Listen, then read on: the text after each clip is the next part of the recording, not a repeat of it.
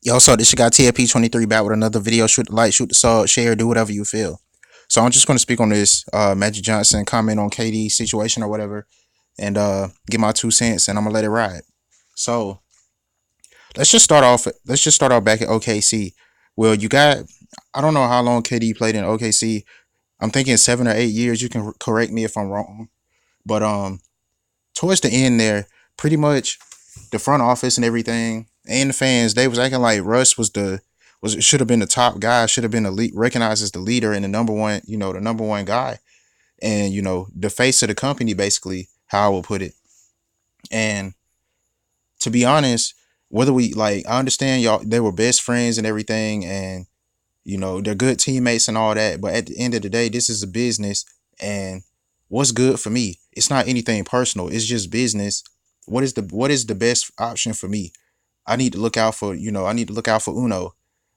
Um, and I guess KD just felt slighted, and so he ended up leaving. But honestly, I feel like that shouldn't even never that shouldn't have never even happened. They should have gave KD what he wanted. They should have paid him and brought him into the boardroom or whatever. Which I can't say they didn't or they did, but y'all need to ask this man, what do we need to do about what's going on here? Do we need to do something with Russ? Do can you and Russ come to an agreement about y'all playing styles on the court and what needs to transpire? Do we need to bring in a third, do we need to bring in a third teammate, or do we need to bring in some type of free agent that's going to have an impact on the game, that's going to mesh well with the two of you or whatever?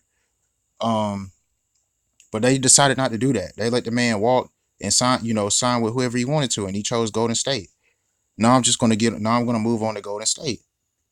Now when he signed here, like, I honestly feel like maybe he thought that there was a chance that he would be loved by the fans, loved by the community, the city, the front office, and everything, and he would be the number one guy.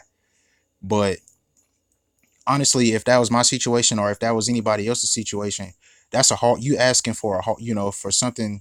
Like, the odds are stacked against you. You just asking for something that you might not ever be able to reach because you're going up against Klay Thompson and Steph Curry. We already know what Klay can do. He gonna bring that firepower. He gonna bring that smoke. We already know what Curry can do. He gonna do the same. He want all the smoke.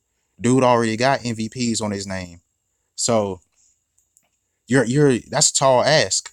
It's just a tall ask. Um, it's all about money. It's all about revenue. It's all about what's going. Like, it's all about what's going on this court and off this court.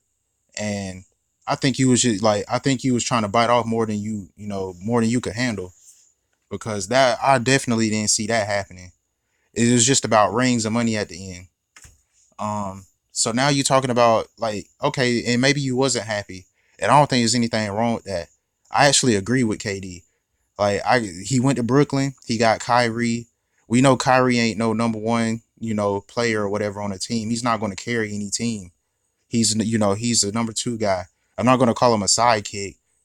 Uh, I mean, if in my personal opinion, I just wouldn't call him a sidekick. I would call him like 1B. He's not a sidekick. So maybe KD can carry this Brooklyn team with him and Kyrie and DeAndre Jordan. Maybe they can make it to the promised land, get this ring, and he'll be the face of the company. The front office will love him, the fans will love him, and he'll be embraced and recognized as the person and the player that he believes he truly is. And maybe that's all that can bring him happiness. And I can't say I blame the guy. Nobody wants to be unhappy.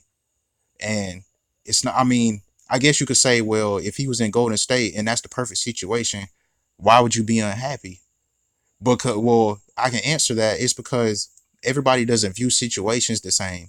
Just because something's a good situation, you might be benefiting from it. It doesn't mean that it doesn't mean that you're totally happy about it.